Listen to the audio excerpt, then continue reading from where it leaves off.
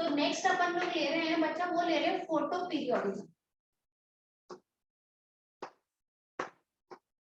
Photo periodism क्या है बच्चा? फोटो मतलब लाइट और पीरियड का मतलब हो गया टाइम, यानी the time period of the light received by the plant, यानी कोई प्लांट कितने टाइम पीरियड तक लाइट को रिसीव करता है फॉर फ्लावरिंग, यानी उसमें फूल आने के लिए। देखो आपने देखा होगा कुछ फूल जो होते हैं they come in the winter season, some of the plants blossom during summer season and some of the plants blossom throughout the year. कुछ प्लांट्स पूरे साल भर ब्लॉसम करते हैं। तो अब वो किस पर डिसाइड करता है, कौन डिसाइड करता है कि भाई यहाँ पे सर्दियों में ही फूल आएंगे, कुछ में केवल गर्मियों में ही फूल आएंगे, या कुछ में पूरे साल भर आते रहेंगे? तो according to the amount of light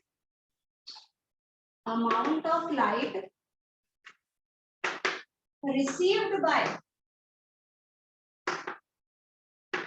plants, that is called as photoperiodism। तो उस बेसिस पर प्लांट्स को तीन कैटेगरीज में डिवाइड करते हैं। प्लांट्स को तीन कैटेगरीज में डिवाइड करते हैं। एक होती है बच्चा जिसको कहा जाता है लॉन्ग डे प्लांट, एक होते हैं जिनको कहा जाता है शॉर्ट डे प्लांट्स, और एक होते हैं बच्चा डे न्यूट्रल। ओके बेटा, long day plant, short day plant और डे न्यूट्रल प्लांट। ठीक है भाई। अब लॉन्ग डे प्लांट्स क्या है? नाम से इंडिकेट हो रहा है कि लॉन्ग डे, लंबे दिन, यानी कि दे रिक्वायर मोर सनलाइट, क्योंकि सनलाइट आपको दिन में मिल रही है। They require more sunlight. कितनी सनलाइट चाहिए? स्पिनच और रेडिश लॉन्ग डे कितनी प्लांट्स। सनलाइट चाहिए?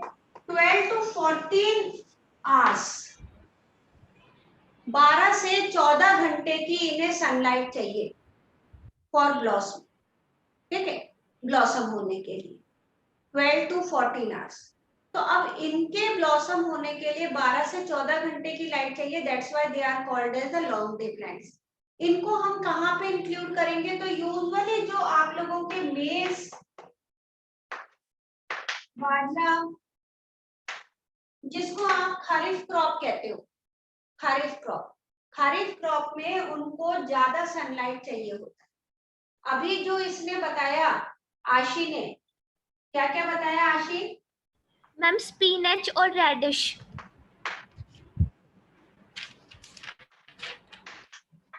स्पिनच और रेडिश। अब ये स्पिनच और रेडिश, अब आप लोग कहोगे मैडम ये तो सर्दियों में आती है ना, ये तो सर्दियों की है, और सर्दियों में तो डे कैसे होते हैं? शॉर्ट। तो फिर ये तो सर्दियों में इनको तो नहीं उगना चाहिए। एक्चुअली यहाँ पे मैंने क्या बोला है? यहाँ पे मैंने बोला है फॉर फ्लावरिंग। फ्लावरिंग मतलब फूल आने के लिए। आपको पता है बेटा जो स्पिनच है, रेडिश है, ये बाइनियल प्लांट्स है। शायद मैंने एक बार पहले करवाया होगा बाइनियल, एनुअल और पेरिनियल। करवाया है या नहीं करवाया? मैम शायद तो नहीं करवाया। कोई बात नहीं करवाया मैम। ओके, कोई बात नहीं, मैं एक बार शॉर्ट में बता देती हूँ। एनुअल प्लांट्स वो प्लांट्स होते हैं which complete their life cycle with in one season, जो अपनी वन सीजन में लाइफ साइकिल कंप्लीट कर लेते हैं। जैसे ग्रो करें, जैसे आपने सपोज सितंबर में उगाए, दिसंबर तक उनमें फूल आ गए, अक्टूबर तक फूल आ गए और उसके बाद फ्रूट आ गए, यानी सर्दी के सीजन में वो ग्रो कर गए एक सीजन में। वो होते हैं एनुअल प्लांट्स।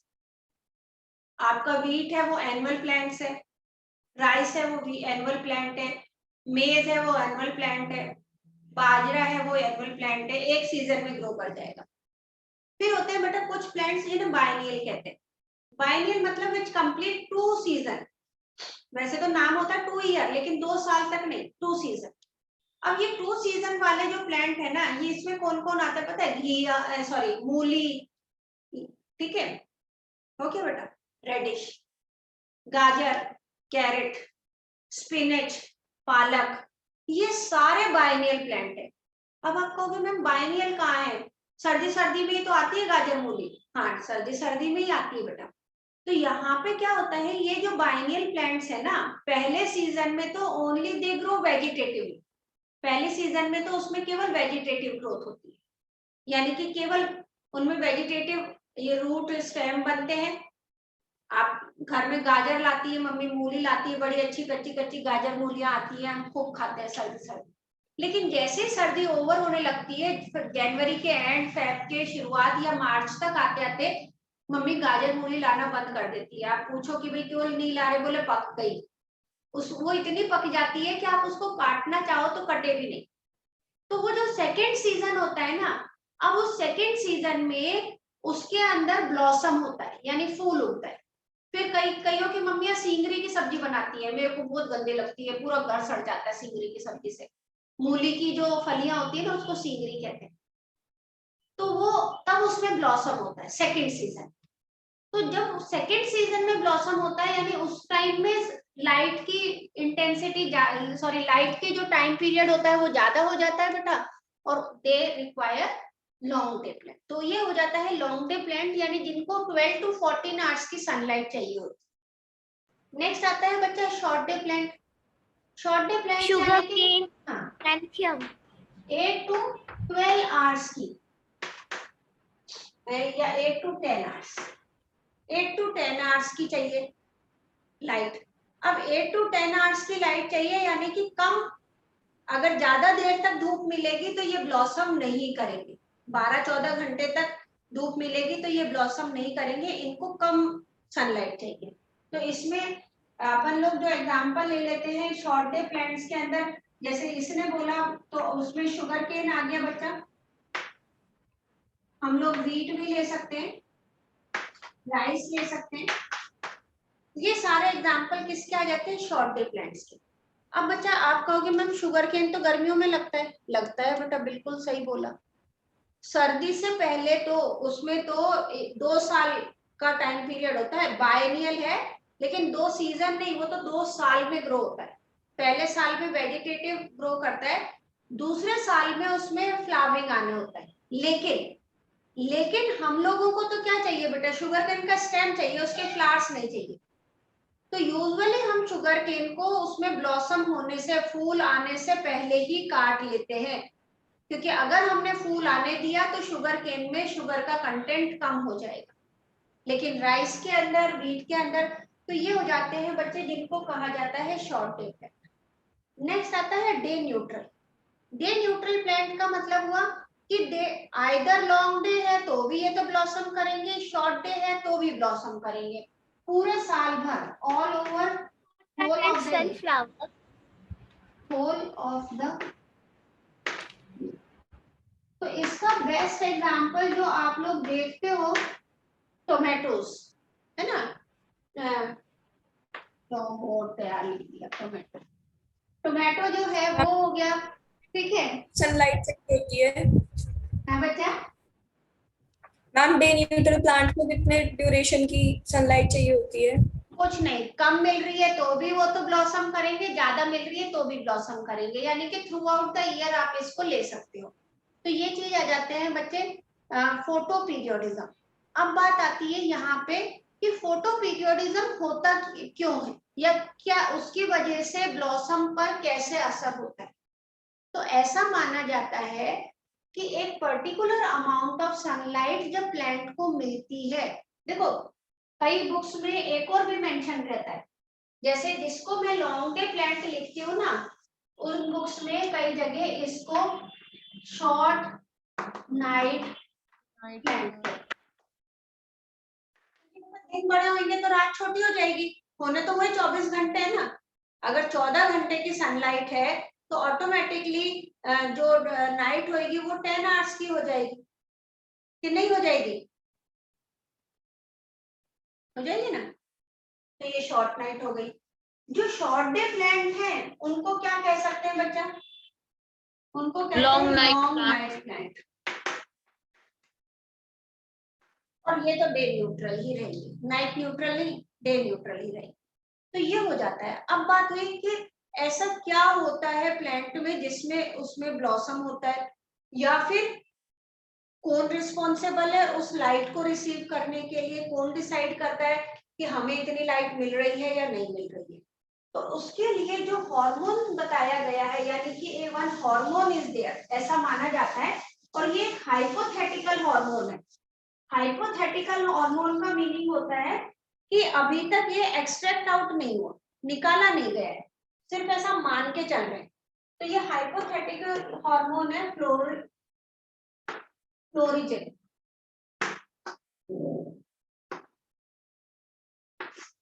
ये फ्लोरिजन हार्मोन होता है which is responsible for blossom, जो ब्लॉसम होने के लिए रिस्पॉन्सिबल होता है फ्लोरिजन हार्मोन। ठीक है, अब बात आती है कि कैसे बनता है। तो इसके ऊपर एक स्टडी की गई। उन्होंने क्या करा कि एक लॉन्ग डे प्लांट ले लिया, ठीक है, और लॉन्ग डे प्लांट को 12 से 14 घंटे चाहिए, उसको 10 घंटे लाइट, 10 आवर्स की लाइट दी। इसके अंदर कोई ब्लॉसम नहीं हुआ, कोई फूल नहीं, ठीक है। फिर उन्होंने क्या करा बच्चा, उन्होंने 13 घंटे 13 आवर्स की लाइट दी और देखा कि फूल खिल गए, ब्लॉसम हो गए, ठीक है जी। अब उन्होंने क्या करा कि इस प्लांट की सारी लीव्स को रिमूव कर दी और फिर 13 घंटे की लाइट दी। जब 13 घंटे की लाइट दी और सारी लीव्स रिमूव कर दी तो इसमें फूल भी नहीं खिला, फूल भी नहीं खिला, ठीक है। फिर उन्होंने एक पत्ती छोड़ दी और फिर 13 आवर्स की लाइट दी, तो उसी एक पत्ती के साथ रहते हुए इसमें फ्लावर आ गया। इसका मतलब ये है कि हु विल डिसाइड कि लाइट मिल रही है कि नहीं मिल रही? Leaf will decide, leaf decide करेगी। अगर एक सिंगल लीफ भी है तो वो डिसाइड कर लेगी हाँ भाई 14 घंटे की लाइट मुझे मिल गई है, मैं तो अब ब्लॉसम करूं। तो ये हो जाता है बच्चा photo periodism. Florigen hormone, light को कौन रिसीव कर रहा है? लीफ रिसीव कर रहा है। फ्लोरिजन कहाँ प्रोड्यूस हो रहा है? तो वो हाइपोथेटिकल है, it is produced in the leaves, ऐसा माना जाता है क्योंकि लीफ ही उसको रिसीव कर रही है। And this is responsible for the blossoming. तो कैसे ब्लॉसम करेगा? मैम, हाँ बेटा, मैम कुछ ऐसे प्लांट्स होते हैं ना जिन कभी कभी उनकी सारी लीव शेड ऑफ हो जाती है पर फिर कुछ टाइम बाद वो वापस रिकवर कर जाते हैं। अगर उनकी सारी लीव्स एक साथ शेड ऑफ हो गई तो फिर फोटोसिंथेसिस कैसे होगा? और फिर उसके बाद तो रिकवर भी कर जाते हैं। एक चीज बता, अगर मान ले, खैर ऐसा हुआ नहीं हमारे साथ, तो अगर मान लो पापा को 2-3 महीने तक पेमेंट नहीं मिले तो क्या होगा आशी? पता नहीं। कुछ नहीं होगा, घर में जो यूजुअल खर्चा चल रहा है वो खर्चा चलेगा। क्यों? बिकॉज वी हैव जो अर्न किया है उसमें हमने क्या करा है? सेविंग भी की है। हमने जो अर्न किया है उसमें सेविंग भी की है। हम वो नहीं है कि आज सुबह पैसे लेके आए शाम तक वो हमारे खर्च हो गए, तो वो हमारे पास सेविंग है। तो प्लांट्स में क्या करते हैं बच्चा कि जब उनके पास पूरे लीव्स होती है तो उस फूड को वो स्टोर कर लेते हैं इन द रूट, स्टेम और जहां पे भी। जब लीव फॉल होती है तो सारी लीव फॉल हो जाती है, फिर जब जर्मिनेट होनी होती है, न्यू लीव्स आनी होती है, तो उस टाइम में जो फूड उनके पास स्टोर है उससे दे गिव द एनर्जी, और फिर वो जर्मिनेट होके नई लीव्स आते ही वो वापस से फोटोसिंथेसिस करने लग गए। अगर मुझे 3-4 महीने भी तनख्वाह नहीं मिले तो ऐसा नहीं है कि भाई मेरे घर में खाना ही नहीं बनेगा, कि आज तो सब्जी नहीं आ सकती, टमाटर नहीं आ सकते, दाल चावल नहीं आ सकती, वो आती रहेगी because I am having sufficient amount of funds, क्योंकि मैंने सेव किया है। तो ऐसे ही प्लांट्स करते हैं, ठीक है बच्चा। तो ये हो गए बच्चा फोटो पीरियोडिज्म। तो फोटो पीरियोडिज्म के लिए कौन रिस्पॉन्सिबल है? Florigen hormone is responsible for photo periodism. ठीक है बच्चा, एक टर्मिनोलॉजी और मैं लेती हूँ साथ में क्योंकि उससे रिलेटेड भी क्वेश्चन बन सकते हैं, एंड दैट इज डोरमेंसी।